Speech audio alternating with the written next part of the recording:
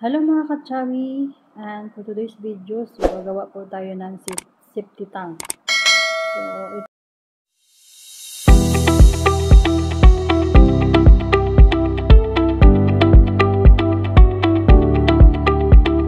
soon guys.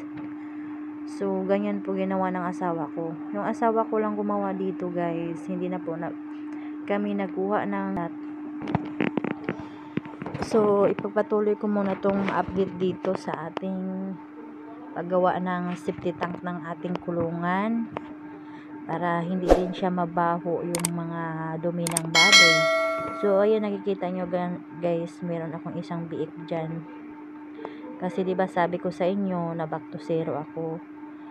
Para for the future yan soon guys. So, umpisa muna tayo sa uno kasi nawala yung unang mga biik natin, diba? So, ayan guys, buti nga yung asawa ko marunong magkabit dyan, no, sa safety tank. So, at saka meron din siyang barina. So, buti nga para hindi tayo masyadong gastos ng safety tank natin ay si daddy lang nagtrabaho. Marunong naman siya, so kaya siya lang nagtrabaho kaysa magpakuha tayo ng labor. Mahal kasi yung labor, diba? So, ngayon, si daddy lang nagtrabaho para makasave naman tayo. Tubig doon, magbasa doon sa tawag sa lupa nila. So, kailangan talaga na may safety tank. So, ngayon, yung ginawa niya ng asawa ko, yung tubig lahat pupunta doon sa safety tank para wala ng tubig, hindi na babasa yung lupa nila para mabinta na yun. So, ganyan yung ginawa ng asawa ko.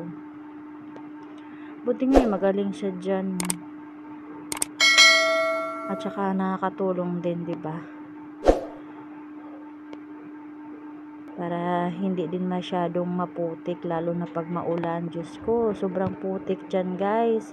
At saka mahirapan sila pag magbigay ng pagkain dyan sa mga baboy. Tapos may mga pato. Lakad ng lakad, tapos puwet ng puwet, dumi ng dumi, diba? Gumawa kami ng safety tank mga katsabi. Kasi nga ay gawa ng kapitbahay namin. Nung nakaraan, naglikramo kasi sila na yung sa likod ng aming kulungan ng biik, maputik doon. Syempre pag maglinis kami ng biik, ganun, mapunta doon yung tubig.